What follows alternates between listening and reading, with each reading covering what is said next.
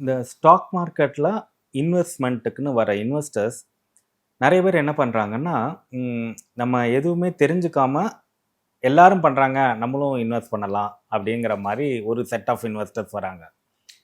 இன்னொரு set of investors என்னென்னா, எனக்கு மார்க்கெட் ஏதோ ஒன்று நடக்கிறது, இதில் இன்வெஸ்ட் பண்ணினா நிறையா பணம் வரும், எஃப்டியில் போட்டால் கம்மி வருது, ஸோ நான் அதனால் இன்வெஸ்ட் பண்ணலாம் அப்படின்னு வராங்க. ஸோ இந்த ரெண்டு செட் ஆஃப் இன்வெஸ்டருக்குமே கொஞ்சம் ப்ராப்ளம் தான். ஃபஸ்ட்டு செட் ஆஃப் இன்வெஸ்டர் நம்ம வந்து அந்த க்ரௌட் பிஹேவியர்னு சொல்லுவோம். க்ரௌட் பிஹேவியர்னா எல்லாரும் பண்ணுறாங்க, நானும் பண்ணுறேன், அந்த மாதிரி. செகண்ட் செட் ஆஃப் இன்வெஸ்டர்ஸ், நான் அந்த மாதிரி இல்லை, எனக்கு நிறையா பணம் பண்ணணும், அதை ஒரு கேம்பிளிங் மாதிரி எடுத்துகிட்டு பண்ணுறது.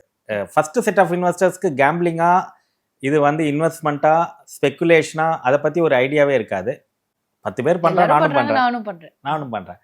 செகண்ட் பீப்புள் வந்து அப்படி கிடையாது. தே ஆர் என்ன சொல்கிறது, urge for more money to make.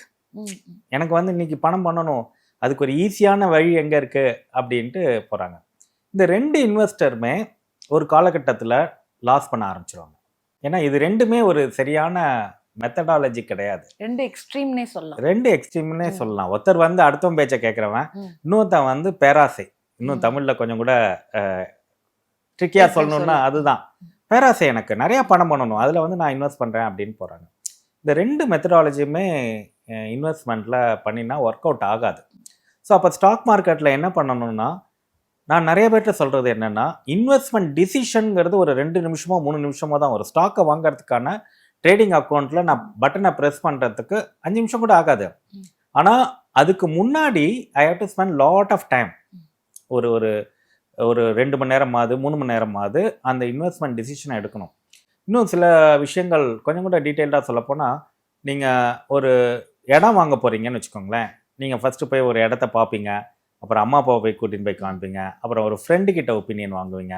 அந்த சரௌண்டிங்ஸில் என்னென்ன விஷயங்கள்லாம் இருக்குது, பஸ் ஸ்டாண்ட் வருதா, ஏர்போர்ட் வருதா, இல்லை அங்கே ஏதாவது காம்ப்ளெக்ஸ் வருதா, நமக்கு வந்து டிரான்ஸ்போர்ட்டேஷன் எப்படி இருக்குது, 5 வருஷத்தில் எப்படி இந்த இடம் எவ்வளோ தூரம் போகும், 10 வருஷத்தில் எப்படி போகும், அவ்வளோ தூரம் பார்த்துட்டு நம்ம அப்புறமா இன்வெஸ்ட் பண்ணுவோம்.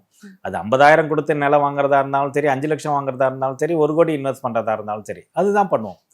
ஆனால் ஸ்டாக் மார்க்கெட்டில் இன்வெஸ்ட் பண்ணும்போது அந்த மாதிரிலாம் கிடையாது. ஒரு ஏதோ நம்ம இன்னைக்கு காலையில் நியூஸ் பார்க்குறோம், இந்த ஸ்டாக் மேலே போகும் அப்படின்னு சொன்னோன்னா நம்ம போய் வாங்குகிறோம். அந்த மாதிரி பண்ணினோன்னா லாங் டேர்மில் நம்ம வந்து ஸ்டாக் மார்க்கெட்டில் நிலைச்சு நிற்க முடியாது. ஸோ அதனால தான் வந்து ஸ்டாக் மார்க்கெட்டை பற்றி தெரிஞ்சுட்டு யாரெல்லாம் இன்வெஸ்ட் பண்ணுறாங்களோ அவங்கெல்லாம் மல்டி மில்லியனராக போகிறாங்க.